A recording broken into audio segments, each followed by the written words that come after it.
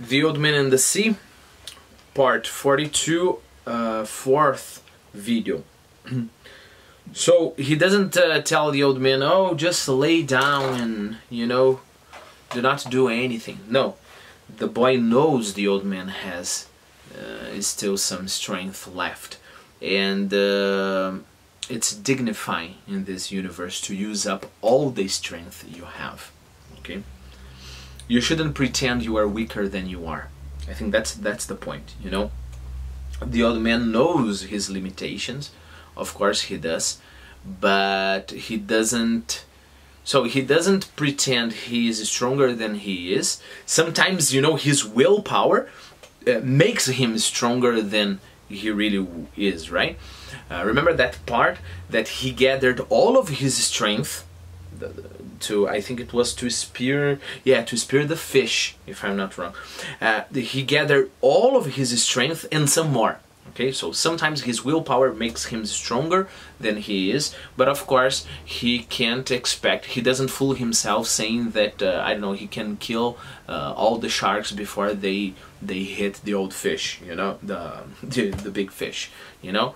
So, on the one hand, he knows his limits, but on the other hand, he's not going to pretend he's weaker than he is. And the boy is not going to pretend he's weaker than he is. The boy knows he has a strength. So basically both of them are respecting reality, you know? And not making life easier by pretending, you know? Look, like when a person is depressed, right? I'm not entering the whole discussion of chemicals in the brain and things like that, but think about it. If you feel depressed, okay? A parenthesis inside of this parenthesis. You know, it's very hard to discuss questions broad to define everybody, you know? It's very, very hard. And this is the kind of job that is not the job for somebody reading literature, and it's, I believe it's not the job for a book. What do I mean by that? Is depression something you can control or not? Is the depression some chemicals in your brain, or is a sickness of the spirit? So you are talking about everybody. You are trying to find a rule that will solve the question for everybody. Remember guys, literature is not about the general. Literature is about the specific, and by knowing the specific you can get some glance into the general, into the whole reality, right? So maybe that's the job for a philosopher, okay? So I'm talking about in a specific case. Keep in mind, I'm very sad today, right? And I'm a little bit depressed. I can pretend I am weaker than I am, okay? And say, I can't even stand up, I can't even get out of bed. And if I do that, then I'll become that weaker. Just as the old man got stronger because he said he would be stronger. Or he gathered strength he didn't have, right? So sometimes you lie about the amount of strength you have for your advantage. But of course, in the end, it's a big disadvantage because you want to save up energy. So you tell yourself, no, I can't do that. I'm too tired. No, I can't. But by saving up energy, you lose energy, you know, because spiritual energy is something incredible, you know. The more you use it, the more you tend to have. The more you save it, the more you tend to lose, you know. So, oh, I'm too tired to clean up the house today. So the house is a mess. And then say, oh, I'm too tired to cook. I know I don't have that much money, but I'm going to order food because, I'm too tired. Then you order food, right? And then when you are ordering food, you say, oh, I know I shouldn't, but I think I'm going to order, I don't know, a lot of dessert as well. And then you order a lot of dessert. And then you eat and you can't, while you were watching TV, and then there's a good movie there. And sometimes, most of the times, good movies demand some effort. And there is a shitty movie, and you know that movie is shitty. And you think, no, I don't have enough strength today to watch a good movie, so I'm going to watch this shitty one. You know, so it's one thing leads to the other, and then you can go on and on like that, losing energy all the time. Of course, that's not to say that you should never indulge, you know, in watching something shitty, you know, that's okay, but the road is there, right? Once you take it, there is a certain kind of danger, right? And the opposite can happen as well. The road the old man took, right? It's like, I know it seems I don't have strength, but I think I have just enough to try to kill this shark. And then you kill the shark, and then you gather, you know, more strength, and you say, I'll kill the next one. And then you kill the next one. And now I'm over. I don't have any energy left. But some other sharks come, and you don't have a spear anymore. So I'm going to get a bat, okay? And I'm going to club the shark on the head. And you do. And then when other sharks come, you know, you are completely worn out. But maybe I have this bit of strength, and I'll fight again. And then finally you get to the shore, and then you think, now I'm completely done with, right?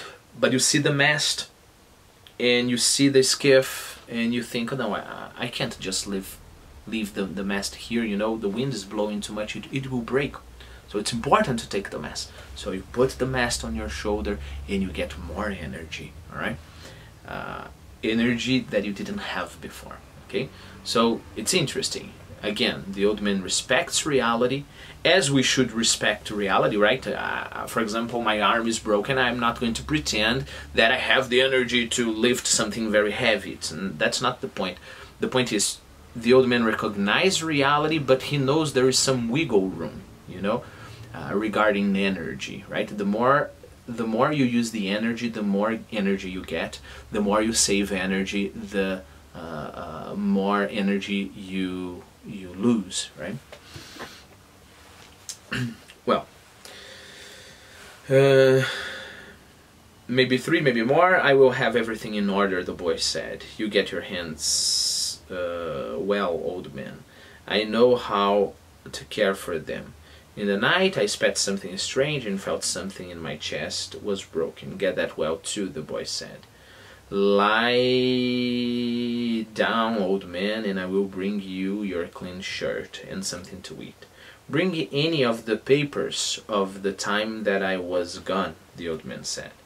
You must get well fast, for there is much that I can learn, and you can teach me everything. How much did you suffer? Plenty, the old man said. I'll bring the food and the papers, the boy said. Rest well, old man. I will bring stuff from the drugstore for your hands. Don't forget to tell Pedrico the head is his. No, I will remember. As the boy went out the door and down the worn Coral Rock Road, he was crying again.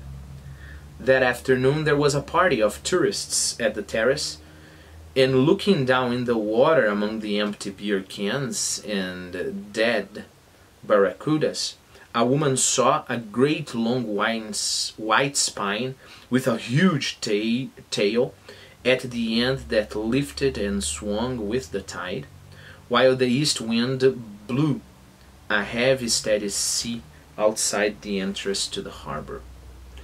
What's that? She asked a waiter and pointed to the long backbone of the great fish that was now just garbage, waiting to go out with the tide. That's very cruel to the fish, right? The narrator is very cruel to the fish here.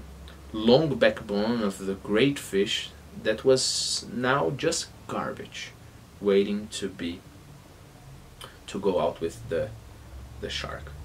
Tiburon, the waiter said. A shark. He was meaning to explain what happened. I've tried to find. I remember the first time I read this book, and even the second one when I was preparing for the. I don't know, the second one I read with a student. So even the second one when I was reading with my student, it was very hard to discover this shark. All right, and there are some theories. But I believe the point here is the waiter doesn't speak English, right? So actually what he wants to say is shark. It is shark, right? He just doesn't know one word. He just knows some words in English, and then that's why he says S shark, right?